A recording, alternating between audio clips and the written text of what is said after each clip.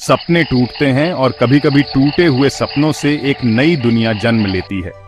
ये कहानी है 20वीं सदी के चीन की, एक ऐसी धरती की जो युद्ध, भूखमरी और विभाजन से थक चुकी थी। ये कहानी है उन लाखों लोगों की जिन्होंने एक नई सुबह के लिए लड़ाई लड़ी।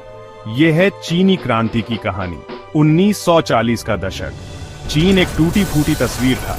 एक तरफ थे कुओमिंतांग, चियांग काई शेक की अगुवाई में, जो एक राष्ट्रवादी सरकार चलाना चाहते थे। दूसरी तरफ थी कम्युनिस्ट पार्टी, जिसके नेता माओ त्से-तुंग ने किसानों, मजदूरों और गरीबों को एक नया सपना दिखाया था, समानता का सपना। लेकिन यह सपना आसान नहीं था। कहानी शुरू होती है यानान की पहाड़ियों से, जहां माओ और उनके साथी छिपे हुए थे। ये वो दिन थे जब जापान ने चीन पर हमला किया था। दोनों पक्ष, कम्युनिस्ट और राष्ट्रवादी, जापान के खिलाफ एकजुट हुए, लेकिन उनके दिलों में एक दूसरे के लिए नफरत अभी भी थी। 1945 में जापान हारा, लेकिन चीन की जंग खत्म नहीं हुई। यह अब भाई भाई की लड़ाई थी। मेरा नाम लिन है। मैं एक किसान की बेटी हूँ। हमारे पास खेत थे, लेकिन जमींदार हर साल हमारी फसल छीन लेते थे। भूख ने हमें मार डाला। फिर आए माओ। उन्होंने कहा, यह जमीन तुम्हारी है। मैंने उनके लिए लड़ने का फैसला किया। लिन जैसी लाखों आत्माओं ने माओ का साथ दिया। कम्युनिस्टों ने किसानों को हथियार दिए, उन्हें प्रशिक्षण दिया। यह कोई साधारण सेना नहीं थी, यह थी जनता की सेना।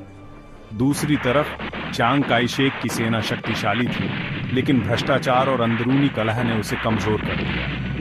1946 से 1949 तक चीन की धरती खून से लाल हो गई। कम्युनिस्टों की पीपुल्स लिबरेशन आर्मी ने एक के बाद एक शहरों पर कब्जा किया। माओ की रणनीति थी, गांवों से शहरों की ओर बढ़ो। किसानों का समर्थन उनकी ताकत था। 1949 तक कुओमिंतांग टूट चुका था। चियांग काई शेक ताइवान भाग गए। 1 अक्टूबर 1949 बीजिंग के तियानमेन स्क्वायर पर माओ त्से-तुंग खड़े थे। लाखों लोग उनकी आवाज सुनने को बेताब थे। उन्होंने ऐलान किया, पीपुल्स रिपब्लिक ऑफ चाइना की स्थापना हो चुकी है। चीनी जनता अब खड़ी हो चुकी है। लेकिन यह जीत आसान नहीं थी। लाखों लोग मारे गए। भुखमरी, गरीबी और युद्ध ने चीन को घायल कर दिया था। माओ ने एक नए समाज का वादा किया, जहां कोई जमींदार नहीं, कोई शोषण नहीं। लेकिन यह नई सुबह अपने साथ नई चुनौतियां भी लाई। हमने आजादी जीती, लेकिन अब हमें इसे बनाना है। क्या हमारा सपना सच होगा? केवल समय बताएगा। चीनी क्रांति सिर्फ एक युद्ध नहीं थी, यह थी एक उम्मीद, एक क्रोध और एक नए युग की शुरुआत। ये कहानी थी उन लोगों की जिन्होंने अपने खून और सपनों से एक नया चीन बनाया। और इस तरह एक टूटी हुई धरती ने फिर से सांस ली। लेकिन क्या यह सांस हमेशा आजाद रहेगी? यह सवाल आज भी गूंजता है।